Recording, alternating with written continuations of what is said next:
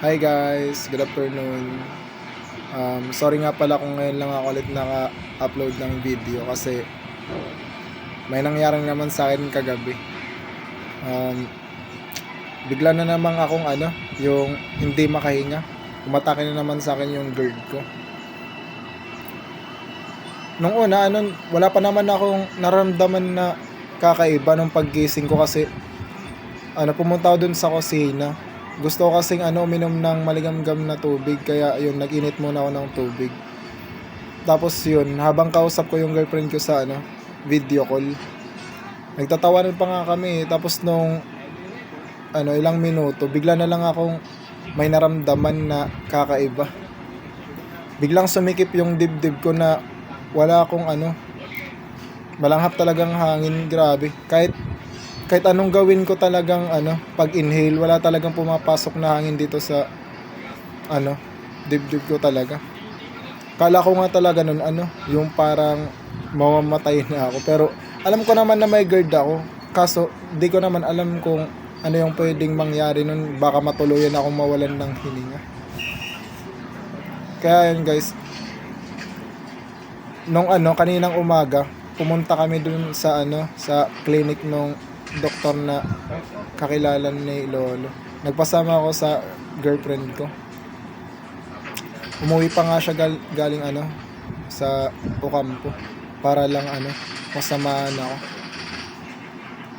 Kasi hirap na hirap talaga ako guys, yung parang nangdidilim na talaga yung paningin ko. Tapos yun, buti nga lang gising nun si Lolo, tapos tinulungan niya ako yung parang ganyan yung dibdib ko para makahinga ako. Tapos nagising pa nga yung yung mga kasama ko dito sa bahay kasi hindi na talaga ako makahinga. Tapos nung habang tumatagal, parang naging okay naman na yung pakiramdam ko. Tapos yun, uminom ako ng tubig. Tapos mga ilang minuto na naman yung matake na naman yung GERD sa akin. Yung mas mahirap talaga yung pangalawang atake ng GERD kanina kasi as in wala talaga akong masagap na hangin na papasok dito sa dibdib ko. Kaya yun, medyo nataranta na ako nun. Makatok na ako dun sa pinto ng kwarto ng tito ko. Ginigising ko yung parang nagmamakaawa na nga ako nung natulungan ako kasi hindi talaga ako makahinga. Kabadong na rin ako kasi syempre sino ba naman ang hindi kakabahan kung hindi ka makahinga. Basta ang kinain ko lang naman nun guys, yung saba na saging. Yun kasi nga umiiwas talaga ako sa may mga lasang pagkain ng mga ulam. Kaya kahit naman meron kaming ulam, hindi talaga ako kumain nun eh. Kaya ang ginawa ko, ang inulam ko na lang yung saging. Tapos hindi naman ako guys natulog agad.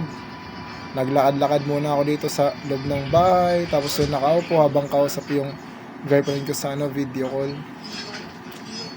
Para nga yung sabing ma-digest muna daw yung pagkain. Tapos yun, naman yung unan ko, palagi namang mataas. Tatlo na nga yun eh. Minsan nga sumasakit na yung dito ko. Pero okay lang basta yung GERD ko hindi umatake. Kasi naranasan ko na rin to nung una. Kaso nga lang yung pangalawang atake sa kanya talaga ang grabe. As in wala talaga ako guys na nalalanghap na hangin talaga nun.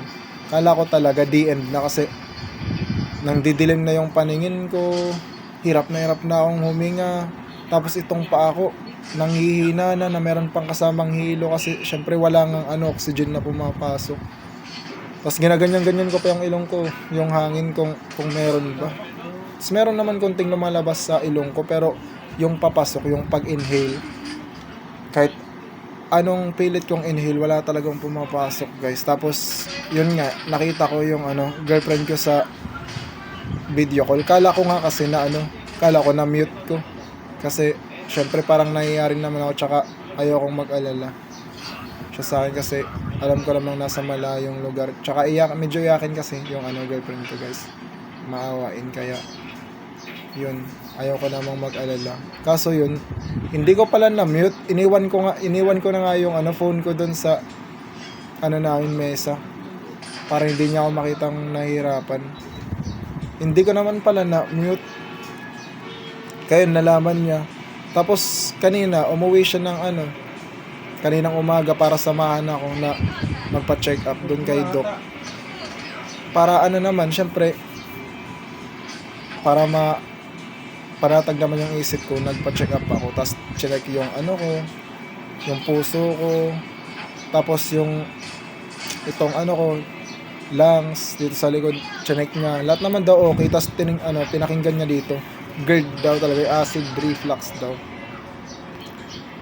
Yun. Napakahirap guys ng ano, ng merong ganito. GERD, kaya kung meron kayong kapamilya na may GERD, intindihin nyo na lang kasi alam kong mahirap din naman talaga na intindihin yung ganitong sakit, pero totoo guys, kala mo talaga mamamatay ka na. Kaya pilit nyo na lang intindihin. Kasi ako nung una hindi rin nila ako intindihan talaga, pero syempre habang tumatagal naiintindihan niya na rin nila ako kasi meron silang nag-search din sila sa YouTube para maintindihan yung sakit na naramdaman ko. Napakahirap guys, yung isipin mo hindi ka makahinga, tapos kada madaling araw atakihin ka na naman, magigising ka lang na hindi ka na nakakahinga, tapos pawis na pawis yung ulo mo, yung ang init pa dito, yung parang umiinit na ang kate dito sa lalamunan mo, yung pag lumulunok ka, kala mo lumulunok ka ng sandpaper, ganun. Tsaka guys, sa mga pagkain nga pala na iiwasan natin. Iwasan nyo na lang muna yung yung mga maanghang, yung mga mahilig dyan na maanghang, iwasan nyo muna kasi ako nga, ang hilig ko talaga ng maanghang eh. Pero iniwasan ko muna para sa ikakabuti ko. Tapos yung mga maasim, iwasan muna natin yun. Yung mga matatamis, sobrang alat, mamantika, kasi nakakapag-trigger yun ng GERD guys. Ang mo natin yung kainin yung mga matatabang muna, tiyaga-tiyaga lang muna. Pipiliin nyo?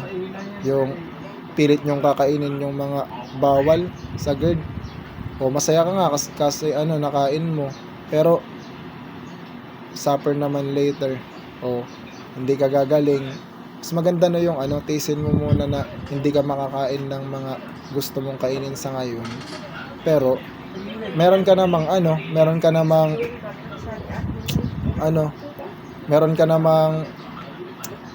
mapapala sa magandang mapapala sa pag-taste mo ng hindi mo na pagkain guys. Kaya kung ako sa inyo, sundin nyo muna yung mga sabi ng doktor.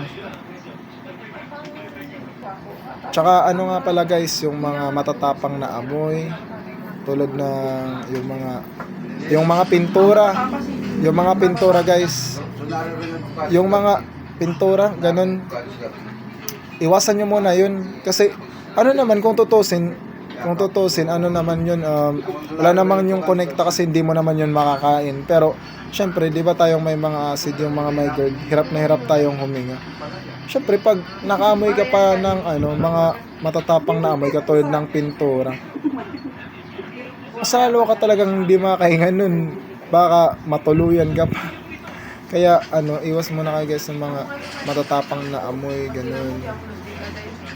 Wag mo nang matigas ang ulo kung gusto nyong kumaling agad. Kasi ako nga, kahit tingnan mo, hirap na hirap akong huminga ngayon kasi kanina inatake ko sa GERD, pero pinilit ko pa rin na i-share sa inyo to na konting kaalaman ko. Kasi ayaw ko naman na, syempre tayong may mga GERD, ganun, anxiety, tayo lang naman yung magtutulungan eh. Kasi tayo lang naman ang nagkakaintindihan dito eh sa mga natin nararamdaman. Kasi tayo, syempre kung na-feel nyo, yun rin na-feel ko. Pamilya tayo dito sa sa sakit na ng natin na to naranasan. Pero laban lang guys, laban lang. Tayo, gagaling talaga tayo. Pasensya na nga pala kayo guys kung medyo putol-putol yung pagsalita ko ngayon kasi yun na nga, ito hindi kasi scripted, based lang talaga to lahat sa mga ano, naranasan ko. Tsaka, syempre, medyo ano pa ako, hingal pa kasi na hihirapan ako sa paghinga eh. So guys, yun, iwasan muna talaga. Madami pa naman tayong pwedeng kainin, yung mga tulad ng nilaga, yung mga, pwede naman kayong magkarne, basta yung yung laman lang, yung laman. Tsaka nilaga lang talaga, nilagang karne na hindi matapang yung yung pagkakalagay ng mga yung mga seasonings. Pwede yun. Pero mas maganda yung isda na muna, tulad ng tilapia na merong yung mga gulay. Maganda yun guys, na merong yung merong luya, kasi nakakatulong pa yun sa pag ng guard natin, makahinga tayo dito, lumuluwag guys. Kaya yun lang muna ang mangkainin nyo. Tsaka mas maganda na kumain tayo ng yung mga oatmeal na merong saging sa na lang sa breakfast at sa snack. Yun, maganda yung oatmeal. Tsaka yung oatmeal kasi guys, yun, rich in fiber yun eh. Tapos lagyan natin ng almond milk. Tapos yung saging sa potassium, nakatapal din yung ng mga damage sa ating esophagus. Nakakatulong yun sa pag ng GERD natin. Ito nga pala guys yung girlfriend ko, yung napakabait kong girlfriend. Yan, tinutulungan ako niyan, sinasama ako yan sa hospital. Tingnan mo guys, napakalayo, double ride pa yun sa Ocampo galing, pero umuwi para lang sa akin. Umiiyak na pati yan guys nung nakita niya akong hindi na ako makahinga. Alam mo yung parang gusto ko na lang magkunwaring okay na ako, pero nakikita ko pa rin talaga nahirap. Nahirap ako, yung parang gusto ko na lang magkunwari na okay na ako. Pero alam niya ako eh, kasi tagal naming magjowa. Alam niya na ako kung nagkukunwari lang ako, nahihirapan lang o hindi. Kaya yun, ingatan natin guys yung sarili natin. Hirap magsalita pag may GERD. Tsaka guys, pag nahihirapan kayong huminga, ang gagawin nyo pala uminom kayo ng mainit na tubig. Hindi naman yung masyadong mainit, yung kaya ng nyo, ng lalamunan nyo at bibig, kasi baka mamaya yung mapaso naman kayo. At pala guys, deep breathing. Kahit nahihirapan kayo, pilitin yung mag deep breathing talaga para naman matulungan yung sarili nyo. Kasi syempre kahit